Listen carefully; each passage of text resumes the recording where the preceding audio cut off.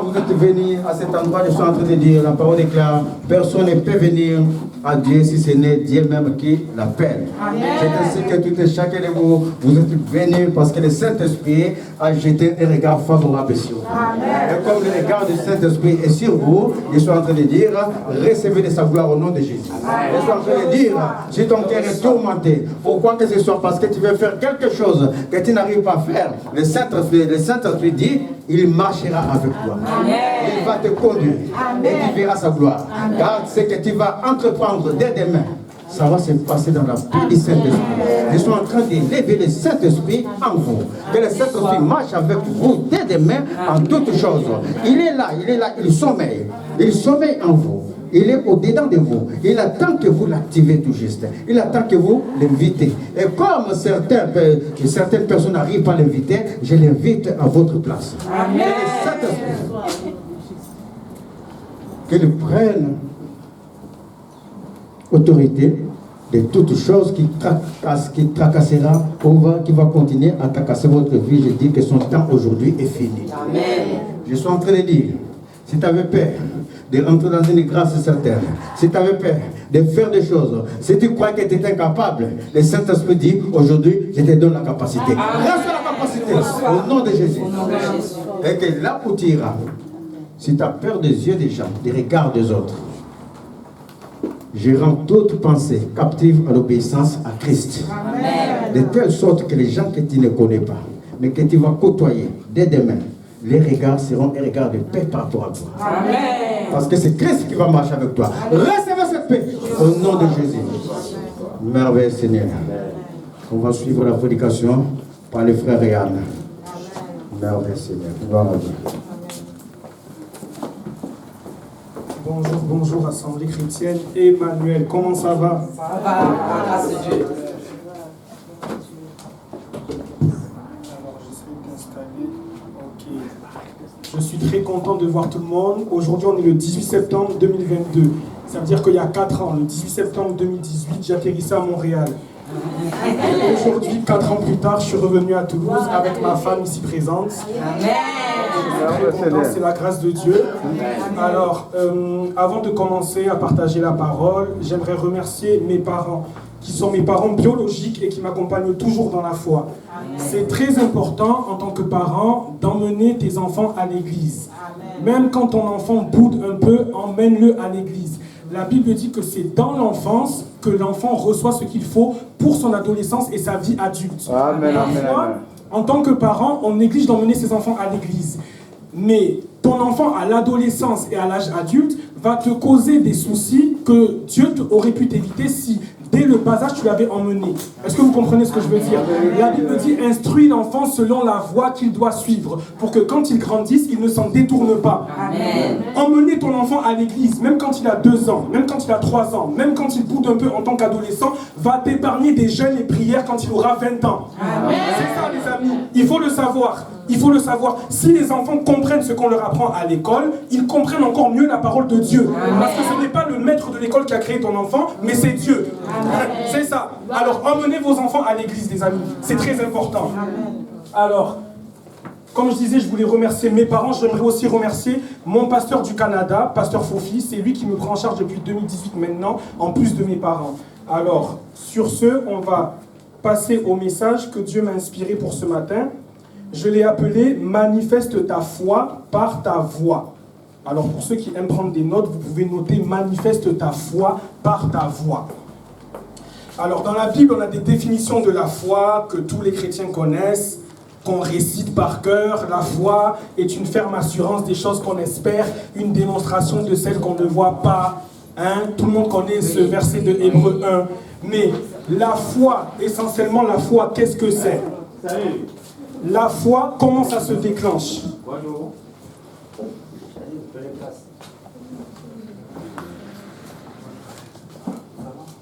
Gloire à Dieu. Alors, on va continuer. La foi. Déjà, qui sait qu'il a une destinée? Qui sait qu'il n'est pas le produit du hasard? Personne sur terre n'est le fruit du hasard. Personne sur terre n'est le fruit du hasard. C'est Dieu qui nous a choisis avant même que notre papa et notre maman aient décidé de se mettre ensemble. Dieu nous connaissait. Nos parents sont des moyens par lesquels Dieu est passé pour qu'on atterrisse sur la terre. C'est ça.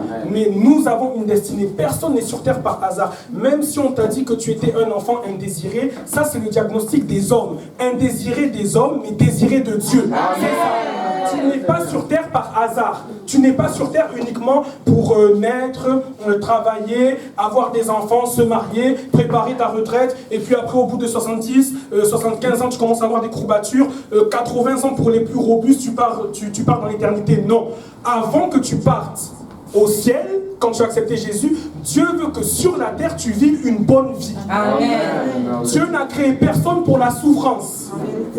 Dieu n'a créé personne pour le malheur. Dieu n'a créé personne pour la honte. Dieu n'a créé personne pour la misère. C'est ça. Ce qui a causé toutes ces choses-là, parce que parfois on dit oui, mais si Dieu existait, pourquoi il se passe ça? Pourquoi il se passe ça? Mais il se passe ça à cause de Adam et Ève. Adam et Ève dans le jardin d'Éden avaient désobéi à Dieu, Charlène. Ça veut dire que tout être humain qui naît d'un papa et d'une maman après Adam et Ève est un pécheur. Tu comprends? Ça veut dire que le péché est héréditaire. Le péché n'est pas un acte. Le péché, ce n'est pas j'ai volé, j'ai menti. Ça, c'est les manifestations du péché. Mais le péché, c'est une nature que tous les êtres humains nous avons dès qu'on est sur la terre. C'est pour ça que le sang de Jésus est parfait, parce que Jésus n'est pas né d'un homme et d'une femme. Jésus est né de la puissance du Saint-Esprit dans le ventre de la Vierge Marie. C'est ça qui fait que son sang est pur. C'est ça qui fait que Jésus-Christ n'est pas un être humain de la même nature que nous. C'est ça. C'est ça. Maintenant, dans cette destinée, on va lire un premier verset. Dans cette destinée, Dieu a prévu quoi pour chacun d'entre nous? Qui que tu sois. On va lire Romains 8, versets 29 à 30. Romains 8, versets 29 à 30. Je vais le lire dans ma version, et puis quelqu'un pourra le relire dans une autre version. La Bible dit, en effet, ceux que Dieu a choisis d'avance, il a aussi décidé d'avance de les faire ressembler à son Fils. Ainsi, son Fils sera l'aîné d'une grande famille. Ceux que Dieu a choisis d'avance, il les a aussi appelés. Ceux qu'il a appelés, il les a aussi rendus justes. Et ceux qu'il a rendus justes, il leur a aussi donné sa gloire. Alors j'aimerais qu'on commence par décortiquer ce verset. Si quelqu'un peut le lire, Romains 8, versets 29 à 30, doucement. Car ceux qu'il a connus d'avance, oui. Il les a aussi prédestinés à être semblables à l'image de son Fils. Alors ici on nous dit que Dieu nous a connus d'avance. Ici on nous dit que, comme je l'ai dit, avant que ton père et ta mère se croisent, Dieu te connaissait. C'est Dieu qui a décidé que tu naisses sur cette partie de la terre qu'on appelle la France. C'est Dieu qui en France a vu toutes les villes, il a dit je vais le mettre dans le sud-ouest de la France. C'est Dieu aussi qui connaissait toutes les églises qu'il avait établies dans le sud-ouest, mais qui a dit pour la destinée d'une telle personne, je crois que le message que j'ai donné à tel homme de Dieu va tailler sa destinée. C'est ça. Les églises, les amis, ne se choisissent pas au hasard. Ce n'est pas que j'ai vu sur YouTube, oh lui il est beau, il est bien habillé, il a à peu près mon âge. Non, de la même manière qu'on ne choisit pas ses parents biologiques. Personne ici n'a choisi dans quelle famille il allait naître. Non. De la même manière, c'est Dieu qui choisit tes parents spirituels. Amen. Les amis, l'endroit où tu t'en vas écouter la parole va déterminer la manière dont ta destinée sera élevée. Amen. Grande est ta destinée, puissant doit être le message que tu entends chaque dimanche. Grande est ta destinée, puissants seront les combats. Plus puissants sont les combats, plus féroce doit être la parole que tu entends, petite sœur. Tu comprends ça? C'est ça. C'est ça, les amis.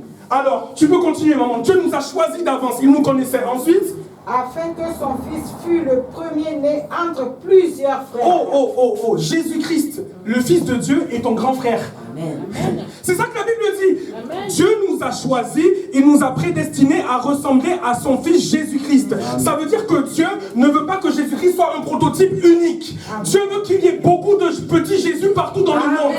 Dès que tu acceptes Jésus-Christ, la nature de Adam et Ève qui était le péché s'en va. Maintenant, la nature de Dieu vient habiter en toi. Oh mon Dieu. À Santo. La nature de Dieu vient habiter en toi. Hein chérie, la nature de Dieu habite en toi. Amen. Mon ami, c'est ça le mystère de la rédemption. Christ à la croix a porté nos péchés. Christ à la croix a porté nos souffrances. Christ à la croix a porté nos maladies. Christ à la croix a porté notre pauvreté. Il nous dit, donne-moi tout ça, prends ma justice.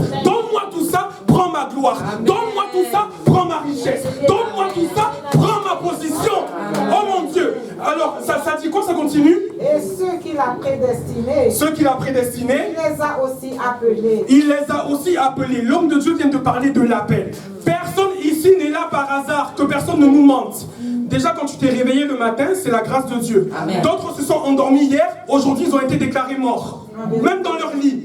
Alors, le simple fait qu'on respire, c'est la grâce de Dieu. Non seulement le simple fait qu'on respire, le simple fait que tu sois venu ici, ne crois pas que c'est toi qui l'as voulu. C'est Dieu qui te voulait dans sa présence. Il est passé par quelqu'un. Parfois, il est passé par quelqu'un qui t'a invité à l'église. Parfois, toi-même, tu passais par là, mais tu t'es dit, ah, je sens que je dois rentrer ici. Il a voulu que tu rentres.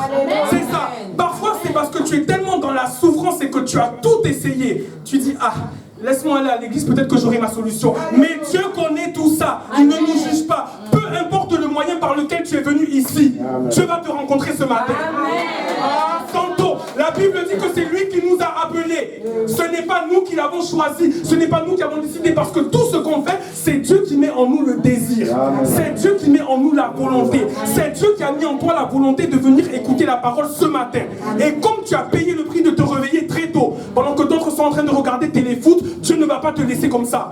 Jamais. Continue, maman, s'il te plaît. Et ceux qu'il a appelés, il les a aussi justifiés. Dieu nous a justifiés. La justification.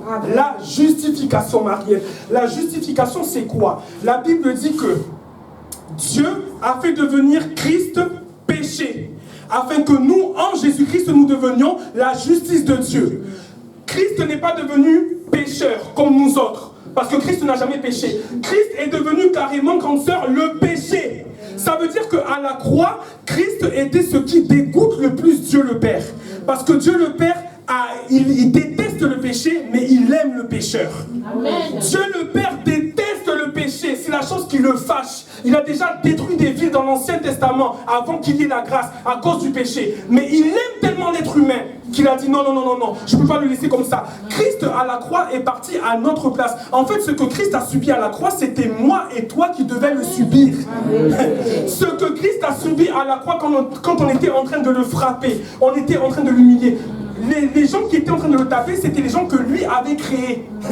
Lui, il a créé des gens qui maintenant viennent le boxer. Lui, il a créé des gens qui maintenant viennent lui cracher dessus. Lui, il a donné le souffle de vie cette journée-là aux gens pour que les gens viennent lui dire, si tu es vraiment fils de Dieu, montre-nous maintenant. Mais il pouvait le faire parce qu'il a dit, je peux appeler des anges qui vont venir tout décimer en ce moment. Mais si je le fais, je ne pourrai pas devenir le grand frère de Yann. Si je le fais, Sandrine ne pourra pas bénéficier de la destinée que je lui ai préparée. Si je le fais, Yann ne rencontrera pas sa princesse Tracy parce qu'il y avait des alliances bizarres qui ont été faites dans leur famille. Si je ne le fais pas.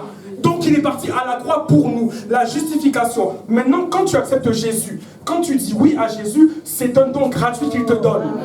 La justice, être justifié par Dieu, ça veut dire être accepté dans la présence de Dieu. Ça veut dire pouvoir développer une relation quotidienne avec Dieu, c'est gratuit. Ça ne dépend ni de nos efforts, ni de nos œuvres, c'est totalement gratuit. Quand tu dis à Jésus, Jésus, je reconnais que je suis un pécheur, viens dans ma vie, sauve-moi. Au même instant, il te justifie. Ça veut dire que maintenant, tu as l'accès dans la présence de Dieu. Ça veut dire que maintenant, il n'y a aucune accusation. Ton passé est effacé. Tu étais dealer, ton passé est effacé. Tu étais prostituée, ton passé est effacé. Tu étais ivrogne, ton passé est effacé. Il te donne un nouveau départ. Même si les êtres humains tenteront de te rappeler qui tu étais avant, Dieu, lui, il ne se rappelle pas. Il dit, j'ai oublié tout ça. Tu es devenu mon enfant. Tu es comme Jésus-Christ. La justice de Dieu. Continue, s'il te plaît. Et ceux qu'il a justifiés, oui, il les a aussi glorifiés. On a lu tout un verset, mais la fin du verset, c'est quoi, grande sœur Nicole? Il les a aussi glorifiés. La destinée d'un enfant de Dieu, c'est la gloire. Amen. Oh mon Dieu! La destinée d'un enfant de Dieu, c'est la gloire. Ce n'est pas des slogans que je suis en train de dire. La destinée de quelqu'un qui a dit oui à Jésus, ce verset nous dit que après nous avoir choisis, appelés, justifiés, il nous a glorifiés. La gloire.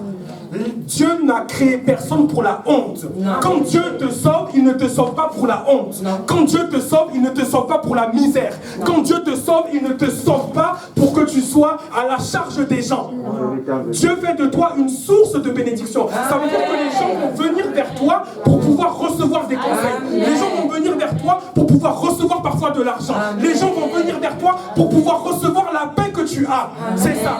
C'est ça. Alors, on va continuer. Manifeste ta foi par ta voix. L'importance de la parole et de la déclaration. On va lire 2 Corinthiens 4, verset 13. 2 Corinthiens 4, verset 13. Manifester sa foi par sa voix. La Bible dit, tu peux t'asseoir, maman, merci. Et comme nous avons le même esprit de foi qui est exprimé dans cette parole de l'Écriture, j'ai cru, c'est pourquoi j'ai parlé. Nous aussi, nous croyons, et c'est pour cela que nous faisons quoi? Que nous parlons. La Bible dit que, et comme nous avons le même esprit de foi contenu dans cette parole de l'Écriture. Les amis, la Bible que vous voyez ici n'est pas un livre naturel. Ce livre-là, il peut se lire comme si tu lisais un bouquin normal, mais les paroles qui y sont écrites contiennent l'Esprit de Dieu. Non seulement les paroles qui y sont écrites contiennent l'Esprit de Dieu, les paroles qui y sont écrites contiennent la vie. Amen. Ça veut dire que, en écoutant la parole de Dieu, tu reçois Dieu. Amen. Oui, parce que Dieu et sa parole ne forment qu'un. Moi, je suis en train de parler, ma personne aussi est là. Quand Dieu parle par sa parole, ça veut dire que tu reçois la solution à ton problème. Amen. Cette parole est esprit et vie. Ça veut dire que cette parole-là transporte une puissance de vie. Amen. Quelle que soit la situation de ta vie qui paraissait comme morte. Parfois, ça peut être tes relations qui sont mortes. Parfois, ça peut être ton mariage qui commence à ressembler qui commence à sentir une odeur de mort. Parfois, c'est tes finances qui sont comme mortes. Parfois, c'est ta santé qui est comme morte. La Bible dit que par la parole ici, qui est la parole de Dieu, ta situation qui était comme morte va reprendre la vie. Amen. Ta situation qui était comme morte va reprendre la vie. Parce que la Bible dit, maman, tu peux lire 2 Corinthiens 4, verset 13. Et comme nous avons le même esprit de foi qui est exprimé dans cette parole de l'Écriture. Attends là, le même esprit de foi qui est exprimé dans cette parole de l'Écriture. Ça veut dire que la parole de Dieu contient un esprit de foi. Amen. La parole de Dieu contient un esprit de foi. Amen. La parole de Dieu, au fur et à mesure que tu entends la parole de Dieu, au fur et à mesure tu verras que devant les événements, ce qui te faisait trembler avant va commencer à te faire sourire. Amen. Au fur et à mesure que tu reçois la parole de Dieu, au fur et à mesure tu verras que ce qui fait pleurer ton voisin ne te fait plus pleurer. Amen. Au fur et à mesure que tu écoutes la parole de Dieu, tu verras que avant tu te lamentais beaucoup. Maintenant, tu vas dire à la personne à côté, t'inquiète pas, on est ensemble. Dieu va agir. La parole de Dieu, les amis, c'est ça. Parce que la Bible renferme l'esprit de Dieu, la parole de Dieu, l'esprit de foi. Amen. Et la Bible dit que et comme nous avons le même esprit de foi qui est exprimé dans cette parole de l'Écriture, j'ai cru, c'est pourquoi j'ai parlé. Oui, donc nous aussi, nous croyons, et c'est pour cela que nous parlons. Oh, la foi n'est pas silencieuse, Sandrine. Amen. La foi n'est pas muette. La foi parle toujours. Amen. La foi doit toujours parler, Cédric. Une foi qui ne parle pas est une foi morte. Morte. Les amis, la foi doit toujours s'exprimer. La foi doit toujours dire quelque chose. Amen. Et comme nous avons le même esprit de foi exprimé dans cette écriture, j'ai cru, c'est pourquoi j'ai fait quoi? J'ai parlé. Amen. Si tu crois en la parole de Dieu qui est ici, Dieu te dit ce matin, parle-la à voix haute. C'est ça qu'on va voir. C'est ça. On va continuer. Matthieu 17, 20. La foi a toujours un rapport avec le fait de parler la parole de Dieu à haute voix. Amen. Ce qu'on croit et ce qu'on déclare finira par nous donner la victoire dans n'importe quelle circonstance. Matthieu 17, verset 20. Pourquoi n'avons-nous pu chasser ce démon? Oui. C'est à cause de votre incrédulité, oui. leur dit Jésus. Je vous le dis en vérité, si vous aviez la foi comme un grain de sénévé, vous diriez à cette montagne, transporte-toi d'ici là, et elle se transporterait. Rien ne vous serait impossible. Amen. Alors, ici on voit, c'est à cause de... Les disciples ont voulu chasser un démon dans la vie d'une personne. Ils n'ont pas réussi. Ils ont dit, mais Jésus, je ne comprends pas. Nous, la dernière fois, on avait chassé des démons. Là, lui nous a résisté. Christ leur a parlé de la prière et du jeûne. Là, on ne le voit pas dans ce verset, mais dans un autre évangile, Christ parle de la prière et du jeûne. Très important pour un enfant de Dieu. Si tu veux avoir le règne que Dieu t'a prédestiné sur terre, cherche à prier et à jeûner intensément. Première chose. Mais là, il parle de la foi. C'est à cause de votre incrédulité. Et Jésus nous donne un secret. Il dit encore une fois, si vous aviez la foi, vous diriez. Il n'a pas dit si vous aviez la foi, vous vous lamenteriez. Si vous aviez la foi, vous mettriez un statut Facebook pour dire non. Il a dit si vous aviez la foi, vous diriez. Vous parlerez. Avoir la foi exige que tu parles. Jésus-Christ dit dans ce verset, si vous aviez vraiment la foi comme vous le prétendez, vous diriez à cette montagne. Toi, c'est quoi ta montagne? Est-ce que la pauvreté, c'est ta montagne? Est-ce que le chômage, c'est ta montagne? Est-ce que le célibat, c'est ta montagne? La montagne représente tout ce qui nous frustre. La montagne représente tout ce qui nous angoisse. La montagne représente, petite sœur, même un prof à l'université qui n'aime pas ta couleur de peau et qui essaie de te faire couler. C'est une montagne. La parole de Dieu dit que si tu as la foi, tu vas dire. Si tu as la foi, tu vas dire à cette montagne. Ça veut dire que Dieu nous dit, au lieu de parler de tes montagnes, au lieu de parler de tes problèmes à tout Toulouse, toi, adresse-toi à la montagne selon ce qui est écrit ici, pour que la montagne se déplace. Au lieu d'aller raconter tes problèmes parfois à des humains qui vont aller les répéter et les amplifier et les modifier, toi, parle à ta montagne, sois conscient que tu es un enfant de Dieu, sois conscient que j'habite en toi, sois conscient que cette parole-là n'est pas un livre humain, mais que c'est ma parole à moi, Jésus. Sois conscient qu'au fur et à mesure que tu la déclares, la montagne-là finira par trouver elle-même son chemin. Sois conscient. Sois conscient. Si vous aviez la foi, vous diriez. On va lire Proverbe 18, verset 21. Proverbe 18, verset 21. C'est très important de prendre des notes, les amis. Proverbe 18, verset 21. Je vais lire dans la version parole de vie. Les paroles peuvent donner la vie ou la mort. Celui qui aime parler doit en accepter les conséquences. Nos paroles peuvent donner soit la vie, soit la mort. Celui qui aime parler doit en accepter les conséquences. On voit par ce verset qui est toujours un verset de la Bible, c'est Dieu qui l'a dit. La Bible dit que nos paroles ont de l'effet. Nos paroles ont de l'impact. Que tu parles positivement ou négativement, ça va se répercuter dans ta vie tôt ou tard. Amen. Tes paroles ont la capacité de bâtir ta destinée selon le plan de Dieu, comme tes paroles aussi ont la capacité de détruire complètement ta vie. C'est ça qu'on voit ici. Hein. Nos paroles contiennent la vie ou la mort. Ça veut dire que chaque jour, on est devant un choix. Est-ce que tu veux parler selon les événements? Est-ce que tu veux parler selon ce que tes yeux physiques te montrent? Parce que la foi est en contradiction avec la réalité. La réalité peut te dire que tu es malade et tu le sens vraiment dans ton corps. La réalité peut te dire que ton compte en banque est à découvert. Et quand tu vas sur ton compte, tu vois vraiment moins 600 €. Ce n'est pas faux. La foi ne nous dit pas de nier les événements. La foi ne nous demande pas de nier, de dire « Oh non, non, je ne suis pas... Oh non, je ne suis pas malade. » Non. Mais la foi te dit « Confronte ta réalité du moment par la vérité qui est la parole de Dieu. » Une réalité peut changer selon le temps, selon les circonstances, selon l'espace. Une réalité peut changer. Mais la vérité de la parole de Dieu ne change jamais. Amen. Amen. La vérité de la parole de Dieu ne change jamais. Amen. Et à force que toi tu déclares cette vérité-là par rapport à ta situation à voix haute, ta réalité va changer pour s'aligner à ce que Dieu dit. Amen. C'est ça. Amen. Ta réalité va changer pour s'aligner à ce que Dieu dit. Alors on va voir quelques exemples de personnes qui ont appliqué cette foi-là. Vous savez les amis, la Bible est merveilleuse. Dans la Bible, dans toute la Bible, que ce soit de l'Ancien ou du Nouveau Testament, Dieu a dit seulement à 2 personnes. Jésus-Christ, quand il était sur terre, il a dit seulement à 2 personnes, tu as une grande foi. Nicole, seulement 2. Il a rencontré des milliers. La Bible dit que parfois il y avait des foules que Jésus-Christ nourrissait. Ils étaient parfois 10 000, etc. La Bible dit qu'il y a une dame qui s'est jetée sur lui. Elle avait des pertes de sang depuis 12 ans, ça s'est arrêté. Des gens ont eu la foi quand ils ont rencontré Jésus pour saisir leur miracle. Mais Jésus-Christ a admiré la foi de seulement 2 êtres humains. Comme toi et moi, ce n'étaient pas des anges, ils n'avaient pas des ailes. Les gens là que Jésus-Christ a dit ta foi est grande, c'était des êtres humains comme toi. Ils avaient des défauts, ils n'étaient pas parfaits, ils avaient des faiblesses, ils avaient des combats, ils avaient des défis.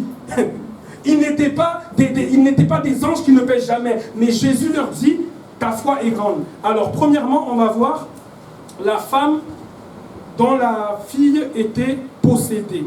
La femme cananéenne. On va aller dans Matthieu 15, verset 21, jusqu'au verset 28. Je vais lire. Jésus, étant parti de là, se retira dans le territoire de Tyr et de Sidon. Et voici, une femme cananéenne qui venait de ces contrées lui cria « Aie pitié de moi, Seigneur, fils de David. Ma fille est cruellement tourmentée par le démon. » Verset 23. Il ne lui répondit pas un mot. Et ses disciples s'approchèrent et lui dirent avec insistance « Renvoie-la, car elle crie derrière nous. Pour l'instant, on va s'arrêter là. Cette femme-là était cananéenne. La Bible dit que les Cananéens et les Juifs ne devaient pas rester ensemble. Ils n'avaient aucun rapport à avoir ensemble. Ça veut dire que déjà, cette femme-là a laissé de côté ce que les gens allaient dire. Elle avait besoin d'un miracle parce que sa fille allait mal. Sa fille était possédée par des démons. Quand tu cherches la délivrance, quand tu cherches la bénédiction, quand tu veux recevoir quelque chose de Dieu, oublie un peu ton voisin d'à côté. Oublie un peu, oh si je fais ça, qu'est-ce que les gens vont dire? Oh si je commence à danser trop fort. Tu sais pas parfois qu'en dansant, Dieu est en train de dire à ses anges, va régler la situation. Il a dansé malgré le défi. Tu sais pas parfois qu'en priant fort à haute voix, les gens disent mais pourquoi il crie? Mais toi tu sais ce que tu es en train de traverser. Ce n'est pas ton voisin qui connaît ta situation. C'est toi qui connais comment la situation là te fait mal. Si tu veux te rouler par terre, tu te roules par terre. C'est ça. Elle a méprisé le fait que, oh non, moi je suis cananéenne, lui il est juif, alors voilà, je ne vais pas y aller. Elle a dit, ah non, non, non, non, non. Si ce monsieur-là a ma solution, même s'il est je ne sais quoi, j'y vais. C'est ça. Elle est allée. Maintenant, quand elle s'en va, maman, tu peux lire, s'il te plaît? Il répond, renvoie-la car elle crie derrière nous. Non, on va lire à partir du verset 22, s'il te plaît. À partir du verset 22. Et voici une femme cananéenne qui venait de cette contrée lui cria, aie pitié de moi, Seigneur, fils de David. Ma fille est cruellement tourmentée par le démon. Oui. Il ne lui répondit pas un mot. Attends là. Alors, la dame s'approche, elle dit, Seigneur Jésus, s'il te plaît, délivre ma fille. Elle est vraiment tourmentée. Jésus-Christ ne lui répond pas, il l'ignore. Jésus-Christ l'ignore, il ne la regarde pas, rien, il l'ignore, il fait comme s'il n'a rien entendu. Imagine-toi, tu t'envoies voir Pasteur Pedro, tu dis, Pasteur, vraiment cette situation-là est grave. Pasteur Pedro, il ne te répond même pas, il ne te dit pas, laisse-moi, je suis occupé, il ne te répond pas. Il est comme ça. Continue, s'il te plaît. Et ses disciples s'approchèrent et lui dirent avec instance, renvoie-la. Stop. Non seulement Jésus-Christ ne lui répond pas un mot, mais les apôtres Pierre qui étaient un peu sanguins, tout ça, ils disent, ah, elle vient nous embêter, celle-là, elle parle trop fort, va là-bas. C'est ça, c'est ça. La foi rencontrera toujours des oppositions, les amis. Ne croyez pas que parce qu'on croit en Jésus, la vie est vraiment faite comment on dit, d'amour et d'eau fraîche, rien du tout. La foi en Jésus ne t'exempte pas des défis. Mais la foi en Jésus fait que tu as la force de remporter la victoire. C'est ça. La foi, il ne faut pas croire. Il faut sortir de ce christianisme de croire que, oh mais si, moi je vais à l'église tous les dimanches. Hein, j'ai prié. Le pasteur avait dit, je jeûne de 3 jours. J'ai jeûné. Mais maintenant, pourquoi ça m'arrive? Il faut sortir de ça. Tu auras toujours des défis. Même si tu pries 7 heures de temps, même si tu jeûnes 40 jours, le diable va venir toquer à ta porte. Il va dire, tu as fini de jeûner, tu as fini de dire Amen à l'église, maintenant retour à la réalité. C'est là, ce n'est pas ici. La foi rencontrera des oppositions non seulement, la foi ne s'arrête pas à l'église à dire Amen. C'est quand tu es dans ta voiture que le diable te dit, Yann a bien parlé aujourd'hui, hein? Maintenant reviens, regarde ton compte en banque. C'est ça la foi, c'est là que tu vas dire, il est écrit dans la parole, je connais la grâce de Dieu, de manifester en Jésus-Christ du riche qu'il était, il s'est fait pauvre afin que moi je sois riche. Amen. C'est quand tu vas aller au travail que tu vas voir que les collègues de travail essayent un peu de te tirailler d'une manière que tu vas prendre même 5 minutes entre midi et 2. C'est ça, pour déclarer la parole. Amen. Que nulle arme forgée contre moi ne prospérera. Elles seront sans effet au nom de Jésus. Amen. Quand tu retourneras au bureau, tu verras ta chef de bureau calme. Amen. Mon ami, oui, c'est ça la foi. C'est la simplicité de la foi. Amen. Oui, donc. Il répondit, je n'ai été envoyé qu'aux brebis perdues de la maison. Attends, maman, alors, elle vient voir Jésus. Jésus ne lui répond pas. Les disciples disent, maître, renvoie-la. Maintenant que Jésus lui répond, Charlène, il lui dit, non, je te réponds, je t'accorde d'entendre le son de ma voix, mais je refuse de te donner ce que tu dis. Parce que moi, j'ai été envoyé premièrement pour les Juifs. Toi, tu es une Cananéenne. Alors, elle n'a pas son miracle pour l'instant. Jésus et les disciples s'opposent à son miracle, mais continue. Mais elle vint se prosterner devant lui, disant, elle a dit aujourd'hui, c'est aujourd'hui. Même si tes disciples m'ont dit je ne sais quoi, même si toi-même tu m'as ignoré et quand tu m'as parlé, tu ne m'as pas donné la réponse que j'attendais, aujourd'hui c'est aujourd'hui. Elle est allée plus loin, elle s'est prosternée devant lui. Amen. Oh les amis, si tu te prosternes devant Jésus, les situations se prosterneront devant toi. Si tu te prosternes devant Jésus, tes situations vont se prosterner devant toi. Amen. Les amis, on ne joue pas Mon ami, si tu te prosternes devant Jésus, il s'est prosterné, elle s'est prosternée, et Dieu lui a dit quoi? Maintenant, Jésus lui dit quoi? Seigneur, elle lui dit, Seigneur, secours-moi. Il répondit, il n'est pas bien de prendre le pain des enfants et de le jeter. Il continue à s'opposer à elle. Malgré qu'elle s'est prosternée, elle dit, Seigneur, s'il te plaît. Il dit, non, non, non, non, non, non, non, non. Moi, j'ai été envoyé pour les Juifs. Toi, tu es une femme cananéenne. Même si tu es en train de pleurer, tu es une femme cananéenne. Même si tu as résisté pour l'instant à toutes les oppositions, tu es une femme cananéenne. Les amis, la foi de cette dame-là, c'est ça qu'on appelle la foi de bulldog. La foi qui ne lâche pas. Quand toi, tu cherches quelque chose dans la présence de Dieu, va l'embêter jusqu'à ce que cette chose-là descende du spirituel et se manifeste visiblement. La foi de bulldog, c'est ça. C'est ça. Ce n'est pas qu'une semaine tu es chaud, tu pries, tu jeûnes, tu déclares la parole. Maintenant, au bout de la deuxième semaine, ça tarde. Hein? Alors, Dieu aussi, il n'a pas vu que j'ai fait des efforts. Non, la foi de cette dame-là était une foi qui donne mal à la tête en fait. La foi de cette dame-là, elle a dit non, tu peux me dire ce que tu veux, moi, je ne repartirai pas d'ici sans ce que j'ai désiré. C'est ça. Continue s'il te plaît. On ne donne pas la nourriture des enfants, le pain des enfants et on ne le donne pas aux chiens. Oui. Oui, Seigneur, dit-elle. Oui. Mais les petits chiens mangent les miettes qui tombent. Attends, maman, c'est trop fort. Elle dit, Jésus-Christ, tu la traites maintenant de chien. Il dit, madame, je ne peux pas te donner le pain des enfants qui mangent à table à toi, comme un petit chien, parce que toi, tu es comme un petit chien. Elle dit, oui Seigneur, mais même les petits chiens, quand la famille est en train de manger à table, ils ramassent les miettes. Ça veut dire que pour ton miracle, la foi marche aussi avec l'humilité, les amis. Ah mon Dieu, là, elle s'est humiliée. Elle aurait pu dire, mais pour qui il se prend? Comment il me parle? Depuis tout à l'heure, il s'oppose à moi, à patati, à patata, rien. Elle a dit, ok, tu peux me traiter de chien, mais je repartirai quand même avec mon miracle. La foi marche avec l'humilité. La foi marche avec l'humilité. La foi marche avec l'amour. La foi marche avec la patience. La foi marche avec la persévérance. C'est ça. Continue s'il te plaît. Alors Jésus lui dit, oui. Femme, ta foi est grande. Ah mon Dieu. Femme, ta foi est quoi? Oui. Femme, ta foi est grande. On a dit que Jésus n'a dit ça que 2 fois dans la Bible. Hein. Femme, ta foi est grande. Continue maman. Qu'il te soit fait comme tu veux. Qu'il te soit fait comme tu veux. La foi, c'est personnel. La foi, c'est individuel. Jésus n'a pas dit qu'il te soit fait comme moi, Jésus, je veux. Il a dit qu'il te soit fait comme toi, tu veux. La foi, c'est personnel. Moi, je peux croire à quelque chose, mon voisin n'y croit pas. On peut même fréquenter la même église, écouter la même parole, mais moi, je crois à quelque chose auquel mon voisin ne croit pas. Ce n'est pas l'incrédulité de mon voisin qui va anéantir moi ma foi. Je reste sur mes positions. Du moment que c'est écrit ici, si lui, il n'y croit pas, peut-être que Dieu l'éclairera plus tard. Moi, j'y crois, je le déclare et je le vivrai. C'est ça. C'est ça. Continue s'il te plaît, maman. Et à l'heure même, sa fille fut guérie. À l'heure même, sa fille fut guérie. Maintenant, on va voir pourquoi Jésus lui a dit, femme, ta foi est grande. Marc 7, verset 29. Après tout ça, Jésus lui a dit au bout d'un moment, femme, ta foi est grande. Allons voir dans Marc 7, verset 29, pourquoi il a dit ça. En fait, Marc 7, verset 29 raconte la même histoire, mais il nous donne un détail que la version de Matthieu ne nous donne pas. Marc 7, verset 29 dit quoi, maman? Oui, Seigneur, lui répondit-elle, mais les petits chiens sous la table mangent les miettes des enfants.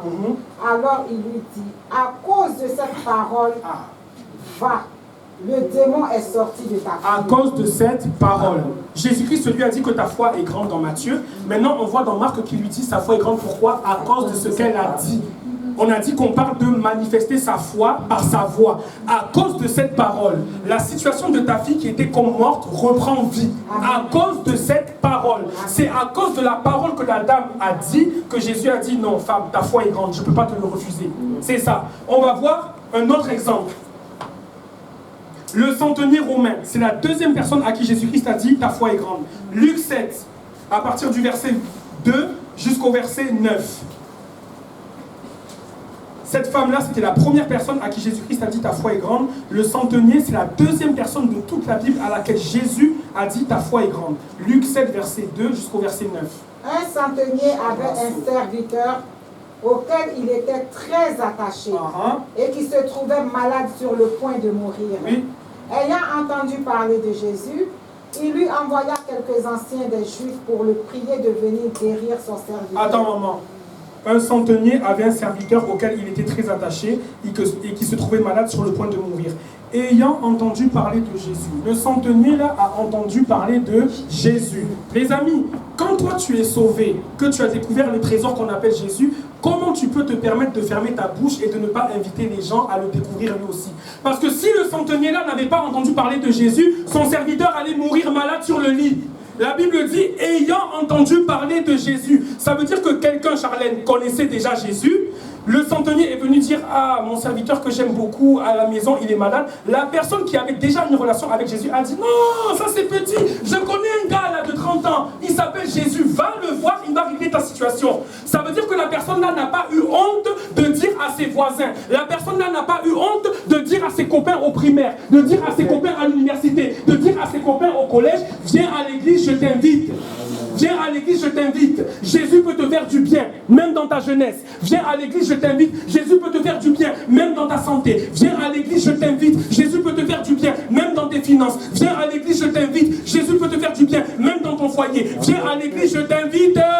Jésus peut te faire du bien. Amen. Jésus veut te faire du bien.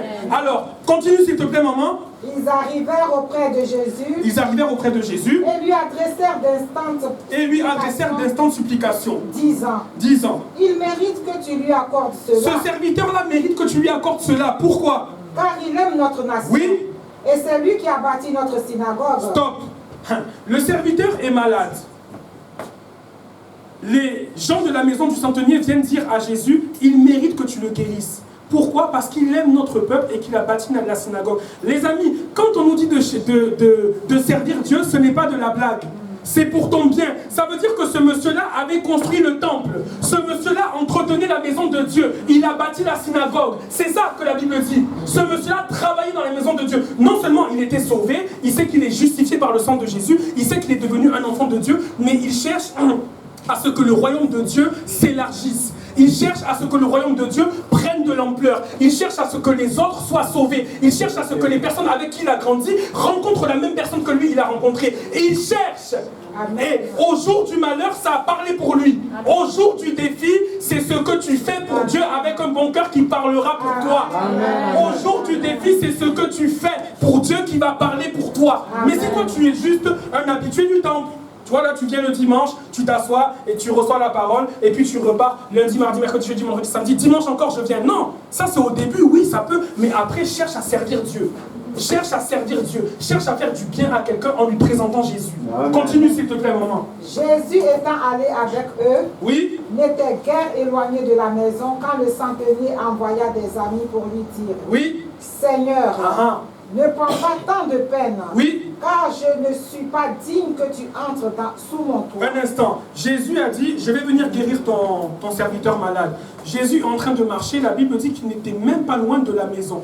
Vous voyez, on a dit la foi marche avec l'humilité.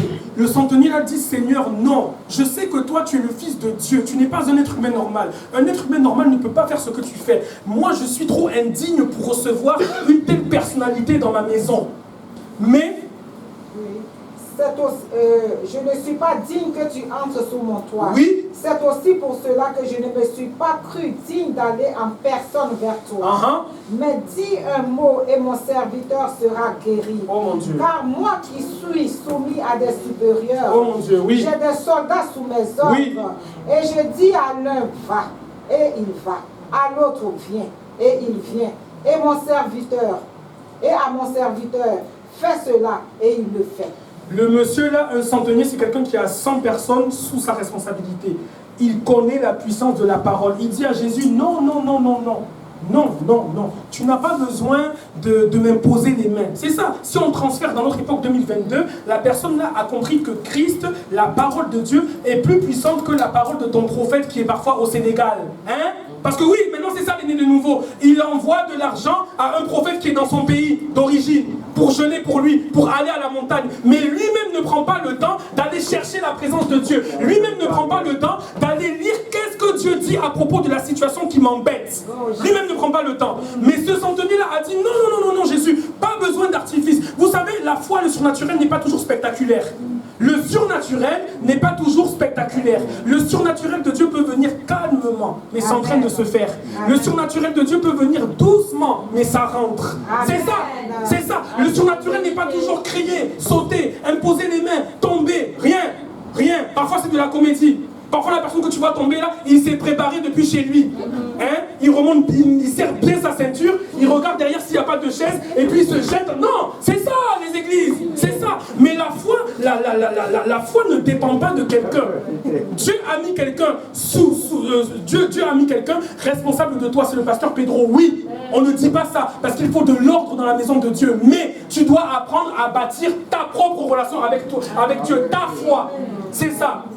Alors il dit à Jésus, non, se déplacer c'est trop long. Moi, je suis un être humain avec des faiblesses et des défauts. J'ai des employés sous mes ordres. Quand je dis à l'un de faire ça, il le fait. Quand je dis à l'autre, va à gauche, il va à gauche. À plus forte raison, toi qui es le Fils de Dieu, mais si tu dis seulement un mot, mon serviteur sera guéri. Et Christ lui dit quoi? Fais cela, et il le fait. Fais cela, oui. Lorsque Jésus entendit ces paroles, lorsque Jésus entendit les paroles du centenier, il admira le centenier. Oh, est-ce que tu veux que le Fils de Dieu t'admire? Oui. Est-ce que tu veux que Dieu t'admire? Oui. Et la foi, manifeste-la par ce que tu dis. Amen. Il admira. Et il dit quoi? Et se tournant vers la foule. Se tournant vers la foule. Qui le suivait. Il dit. Je vous le dis. Même en Israël. Parce que ce monsieur-là était un Romain. Les promesses de Dieu n'étaient même pas pour lui. Parce qu'avant, les promesses de Dieu n'étaient que pour les Juifs, grande sœur. Ce monsieur-là est un Romain. Mais Dieu dit, même en Israël, même parmi ceux qui me connaissent depuis qu'ils sont petits, qu'est-ce qu'il dit? Je n'ai pas trouvé une aussi grande foi. Mon Dieu. Il n'a pas trouvé une aussi grande foi. Pourquoi? À cause des paroles, à cause de la place que le monsieur a laissée à la parole de Dieu. Les amis, c'est cette parole que tu entends chaque dimanche qui va te sortir de n'importe quel dilemme. C'est pour ça que le diable fera tout pour te dire le dimanche matin, non, Dieu te comprend. Hein? Tu as passé une longue semaine, tu es fatigué. Repose-toi. Tu dois faire le ménage, la lessive des enfants. Tu iras dimanche prochain. Parce qu'il sait que si tu oses venir t'asseoir là, au fur et à mesure, et écouter la parole de Dieu, il n'aura plus le contrôle sur toi. Il n'aura plus le contrôle sur toi. C'est pour ça que vous voyez qu'il y a des gens pendant la prédication, parfois ils dorment. Il y a des gens, parfois, pendant la prédication, c'est là qu'il se rappelle tous les coups de fil qu'il avait ratés et qu'il doit... Parce que c'est le diable qui vient, il dit non, il ne faut pas qu'il entende cette parole-là. Parce qu'au fur et à mesure qu'il va l'entendre, moi, le diable qui le contrôlait, il va devenir trop agressif pour moi. C'est ça. Laisse-moi l'éloigner de l'église. Suis sur Internet. Dieu te comprend. Suis sur... Les amis, vous savez, Internet, c'est bon. Il y a aussi ses mauvais côtés. Si toi, tu es dans une église locale, où tu peux Dieu t'a donné le souffle de vie, il t'a donné 2 bras, 2 jambes, tu peux te déplacer. Toi maintenant tu décides de suivre en ligne, tu ne recevras pas ce que l'atmosphère de Dieu est en train de créer ici sur place. Impossible. Pour quelqu'un qui est loin, Dieu peut le bénir par Internet. Mais pour toi qui es dans la ville, fais l'effort de payer le prix. Fais l'effort de payer le prix. Nous tous on a 24 heures dans la journée. Nous tous. Les gens ont des enfants ici, les gens sont des professeurs, les gens sont des cadres, les gens ont des travaux, ont un travail ici. Il n'y a personne là que je connais, que je vois là, qui ne fait rien, qui dit « Oh, moi j'ai tout mon temps ». Non, tout le monde a des enfants, des responsabilités, le travail, etc. La fatigue de la semaine, mais tu les vois ici. Toi, qui es-tu? Pour dire « Oh non, moi, Dieu me comprend ». Et nous, Dieu ne nous comprend pas, quoi. Nous, on est des robots. Hein? Nous, on a des barres de fer dans le corps. Hein? Nous, on travaille aussi 5 jours sur 7 comme toi. On a d'autres responsabilités familiales, etc. Mais le dimanche, toi Dieu te comprend, mais moi Dieu ne me comprend pas. Il dit Yann, tu dois aller encore, rien. On doit tous payer le même prix si tu veux voir la gloire de Dieu. Amen. C'est ça. Amen. Alors, on va voir encore. C'est bientôt fini. La femme à la perte de sang. Marc 5, versets 25 à 29. La femme à la perte de sang, encore une dame qui a dit et qui a vu son miracle. La femme à la perte de sang. Marc 5, versets 25 à 29. On parle bien de manifester sa foi par les paroles qui sortent de nos bouches. Or, il y avait une femme atteinte d'une perte de sang. Il y avait une femme atteinte d'une perte de sang depuis 12 ans. Ta situation peut durer longtemps parfois. Parfois, ça fait 6 ans que tu as une situation qui t'embête. Parfois, ça fait 20 ans. Parfois, ça fait 25 ans. Mais j'ai une bonne nouvelle, Dieu ne vient jamais en retard. Amen. Dieu vient toujours au bon moment. Oui, elle, ça a duré 12 ans. Ça a duré 12 ans. 12 ans qu'elle avait une situation qui l'embêtait. 12 ans qu'elle avait une situation qui lui faisait honte. 12 ans qu'elle avait une situation, quand les gens lui parlent de cette situation, elle sent comme si on lui est en train de lui enfoncer un poignard dans le cœur. Parce que vous savez, l'être humain a toujours été méchant, grande sœur. Parfois, l'être humain voit ta souffrance et il vient faire semblant de te dire comment ça va, mais pour t'avilir. Tu comprends, hein? Pour te mettre mal à l'aise. Tu comprends, hein? C'est ça. Pour te mettre mal à l'aise. Et moi, ça m'est déjà arrivé dans le cadre du célibat. Avant que je rencontre ma femme, les gens autour de moi qui savaient que j'étais célibataire depuis longtemps, ils te disent c'est comment mais ils savent qu'il n'y a rien, parce que s'il y avait quelque chose, je te l'aurais dit, tu comprends? Mais ils disent ah, c'est comment les femmes, c'est comment les go? Quel go? Tu sais que je suis tout seul.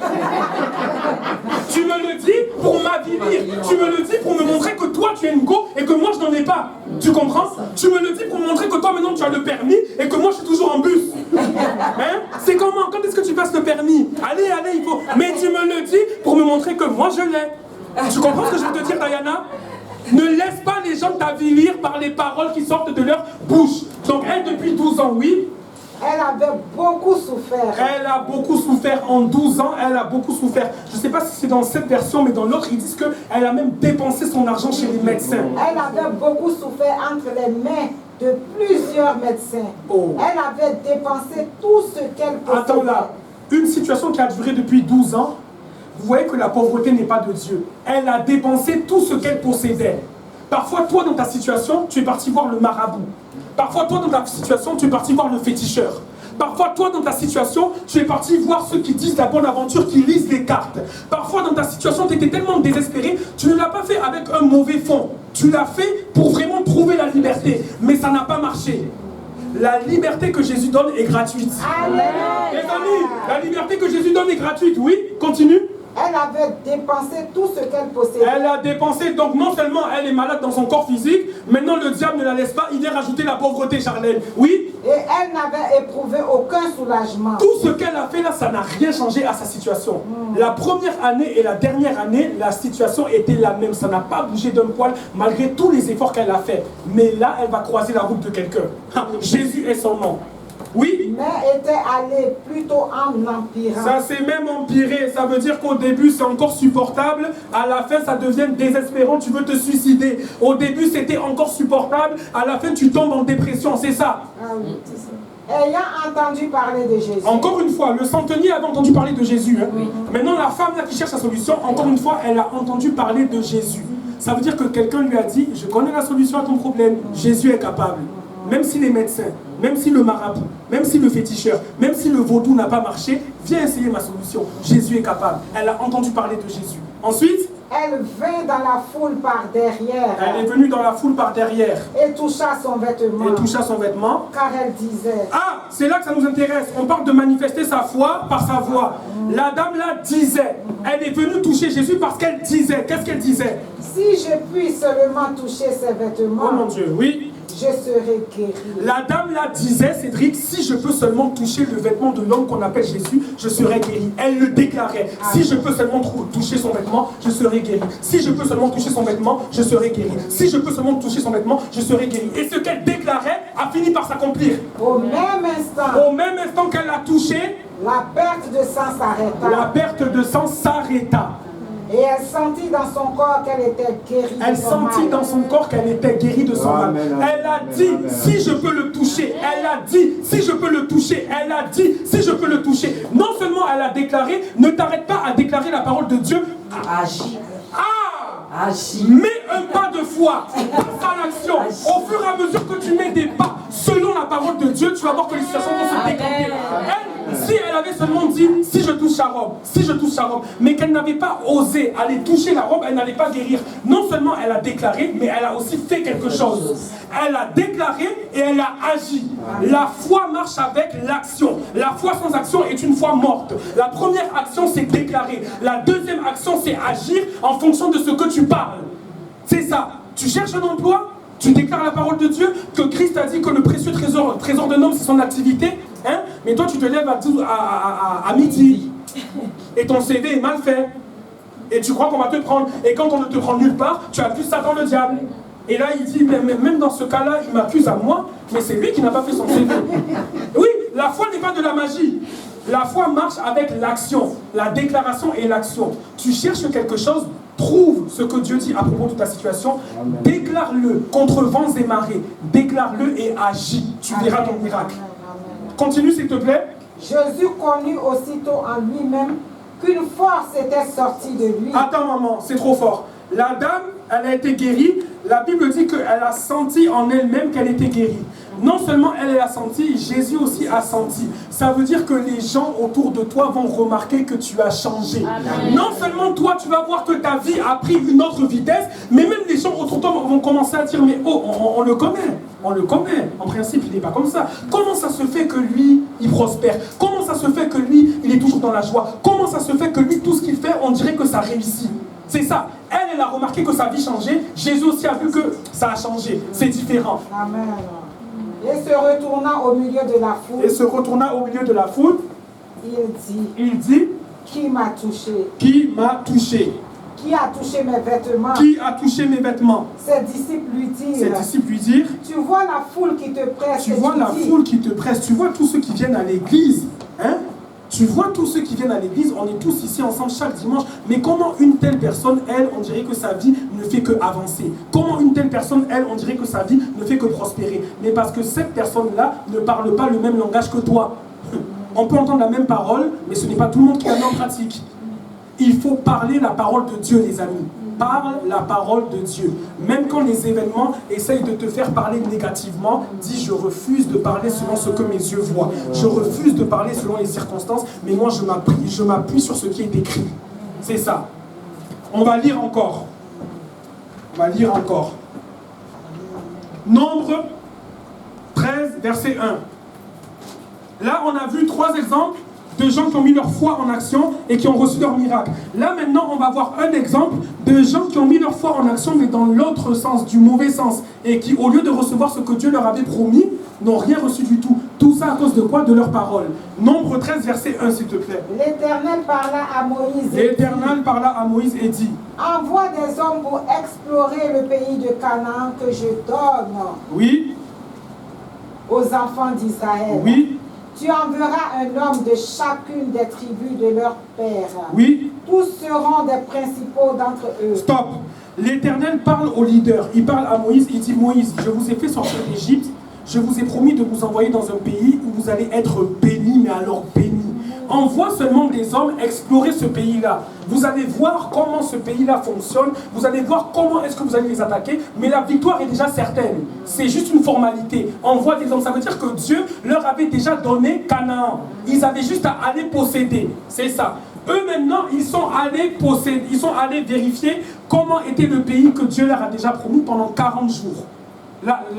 Vas-y, continue. Moïse les envoya du désert de Paran d'après l'ordre de l'Éternel. Tous ces hommes étaient chefs des enfants d'Israël. Oui. Bon, voici leur nom. Oui, non, tu passes. Va au verset 27, s'il te plaît. Au verset 27. Voici ce qu'ils leur racontèrent à Donc, Moïse.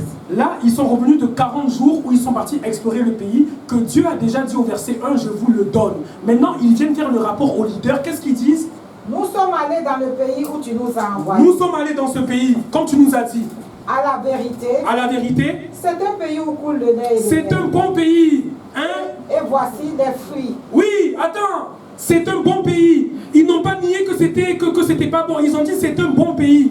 Là-bas, on a vu vraiment des maisons qu'on peut habiter, des grosses maisons. Là-bas, on a vu des belles voitures. Là-bas, on a vu que l'emploi, c'est bien. Si tu peux passer des formations facilement et puis tu vas trouver un bon travail, tu pourras prospérer. Là-bas, on a vu que vraiment, c'est un pays où tu nous as envoyé, il y a la bénédiction. Quand j'étais dans mon pays d'origine, parfois, je ne mangeais pas trop à ma faim. Mais dans le pays de Canaan, rien que pour une grappe de raisin, on était obligé de la porter à 2, tellement qu'elle était grosse. C'est un pays où coule l'abondance. C'est un pays où coule la prospérité. Mais oui, le peuple qui habite ce pays est puissant. Les villes sont fortifiées, très grandes. Tu vois ça? Nous y avons même vu des enfants d'Anak. Oui. Les Amalécites habitent la contrée du Midi. Oui. Les Essiens, les Jébusiens et les Amoréens habitent la montagne. Oui. Et les Cananéens habitent près de la mer et du Jourdain. Caleb fit taire le peuple. Attends, alors eux maintenant ils disent que c'est bien, tu nous as promis la bénédiction, tu m'as dit que j'allais me marier, tu m'as dit que j'allais prospérer, tu m'as dit que j'allais être la tête et non la queue, mais Les amis, vous savez ce petit mot mais là, il faut faire attention. Quand dans une phrase tu entends quelqu'un commencer à dire oui mais, c'est jamais bon signe. Oui mais ce n'est jamais bon signe. Parce qu'au lieu de se baser sur ce que Dieu leur avait dit au verset 1 que je vous le donne, ils se sont basés sur ce qu'ils ont vu là-bas. On a vu des géants. On a vu des... Oui, continue. Caleb fit taire le peuple qui murmurait contre Moïse. Oui, continue. Il dit, montons, emparons-nous du pays. Attends, maintenant, ce n'est pas Moïse qui avait parlé. C'est Dieu qui a dit à Moïse, dis-leur. Maintenant, comme ils ne peuvent pas voir Dieu, parce que Dieu est invisible, ils s'en prennent aux leaders, ils s'en prennent aux pasteurs. Oh, pasteur, toi aussi, tu nous dis ça d'année en année. Hein? Oui, c'est ça. La familiarité avec l'homme de Dieu que Dieu a placé sur ta vie va te séparer de ta bénédiction. Que personne ne vous trompe. L'homme de Dieu peut être gentil. Tu peux manger des beignets avec lui, même le connaître personnellement. Mais il faut faire bien la différence quand il est dans son rôle d'homme de Dieu et quand il est un être humain comme tout le monde. Ça peut te faire rater ta bénédiction. Eux, c'est Dieu qui a dit à Moïse, Moïse, dis-leur ça. Maintenant, comme ils ne peuvent pas s'en prendre à Dieu, ils s'en vont dire, pasteur, quand même, ce que tu nous as dit là, mais tu n'avais pas réfléchi, hein?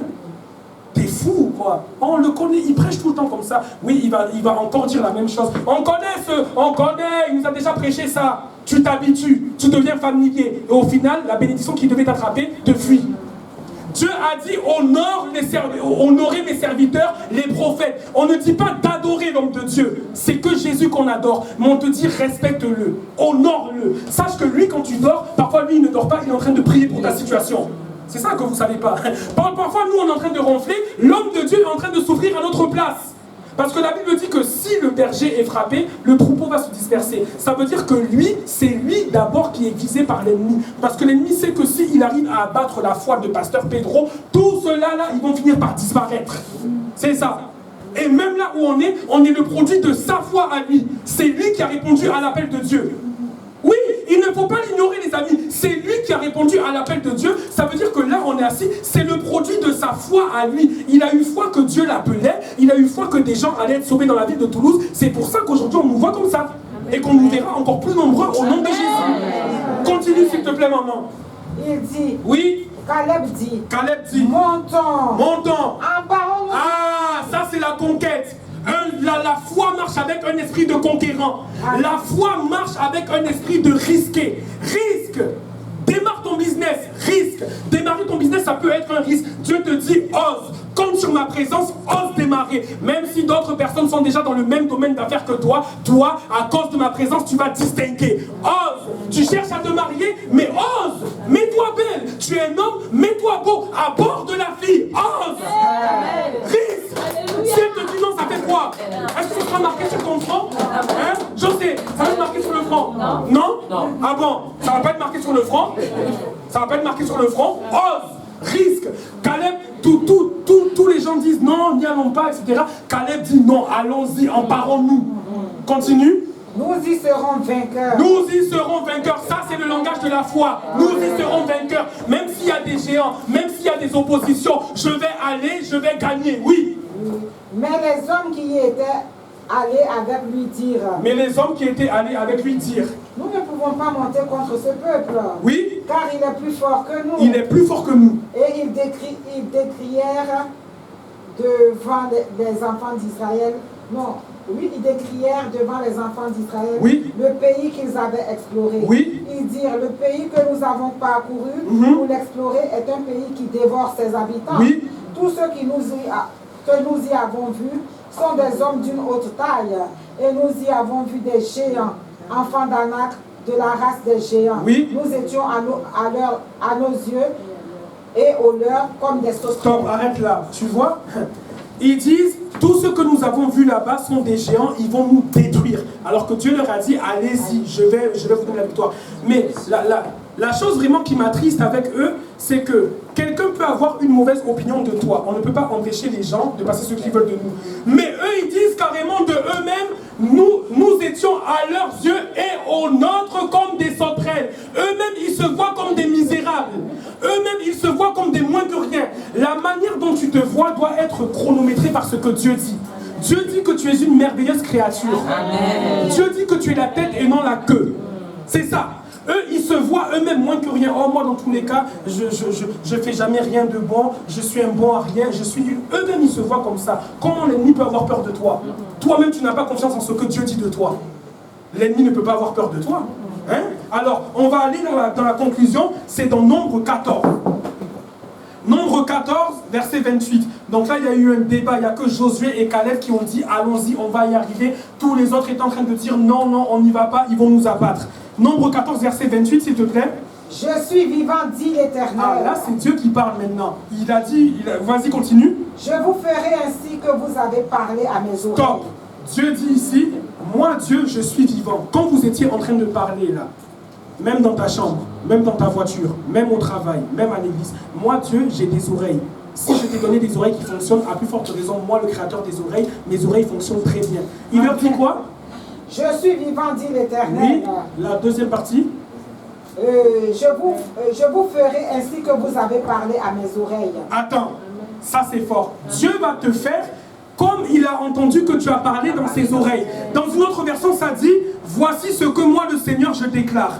Je suis vivant, c'est la vérité. Eh bien, je le jure, je vais agir avec toi en tenant compte des paroles que j'ai entendues de toi. Amen. Ça veut dire que si Dieu entend les plaintes, le découragement, les lamentations de Jérémie, il va agir aussi avec toi, il va t'aider à te lamenter. Comme ma mère m'a toujours appris, si tu dis à Dieu, aide-moi, mais que tu es couché, il va installer la couette sur toi, il va t'aider à dormir. Ah oui, c'est ça, il va te faire selon ce qu'il a entendu à ses oreilles. Mais si tu fais entendre à Dieu sa parole, alors là, ça devient délicieux. Alors là, l'activité des anges rentre en activité, parce que la parole de Dieu dit que les anges obéissent à la voix de sa parole. Les anges n'obéissent pas à notre voix. Les anges sont habitués à écouter la parole de Dieu que nous on a ici. Ça veut dire que quand toi tu déclares cette parole-là, l'ange là qui est en mission pour ta vie, il dit mais attends, je reconnais cette voix-là. Hein? Mais maître, écoute, là-bas sur terre, au 82 rue Périole, j'entends quelqu'un qui a la même voix que toi. Jésus dit, vas-y, il a compris. C'est ça. Mais si maintenant toi, ton ange est là, il t'entend le matin, ah je me suis mal réveillé, je me suis réveillé du pied gauche, aujourd'hui vraiment ça va barder. L'ange dit, regarde-moi celui-là, je suis là pour lui faire du bien, quand Dieu va m'envoyer en activité, mais les paroles qu'il déclare ne me permettent pas d'agir. Parce que moi je n'obéis qu'à la voix de Dieu, et la voix de Dieu c'est sa parole. Amen. Continue maman. Vos cadavres tomberont dans ce désert. Ce n'était pas le plan de Dieu, hein. Dieu a dit je vous le donne. Maintenant il dit comme vous avez dit que vous allez mourir parce que ces gens-là sont plus forts que vous, que c'est des géants qui vont vous dévorer comme des sauterelles, alors moi aussi je vais vous faire comme j'ai entendu. Vos cadavres vont tomber dans le désert. Vous tous dont on a fait le dénombrement en Oui. vous comptant depuis l'âge de 20 ans et au-dessus, Oui. et qui avez murmuré contre moi. Vous avez murmuré contre moi. Vous avez fait de moi comme si je suis un menteur. Vous avez cru que votre situation était plus puissante que ma parole. Vous avez cru que votre situation était plus puissante que ma parole. Vous avez cru que votre célibat était plus puissant que ma parole. Vous avez cru que le chômage était plus puissant que ma parole. Vous avez cru que la misère, la pauvreté était plus puissant que ce que moi, Dieu, je dis. Vous avez cru que votre maladie était plus puissante que ce que moi, Dieu, j'ai dit.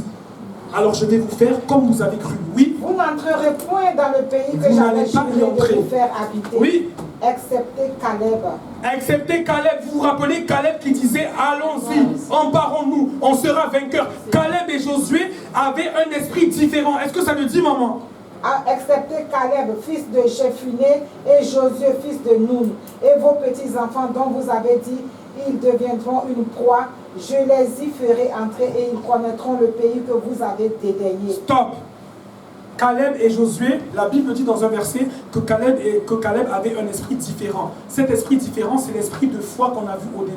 Et comme nous avons le même esprit de foi, j'ai cru, c'est pourquoi j'ai parlé. Caleb a parlé victoire. Caleb a parlé conquête. La Bible dit que Caleb et Josué sont rentrés. Et vous me direz, mais Yann, à Canaan, le peuple d'Israël est rentré. Oui, mais c'était les enfants qu'ils avaient eus pendant leurs 40 années de marche dans le désert qui sont rentrés. Sinon, ceux à qui la promesse était destinée, tous sont morts, à part 2 personnes.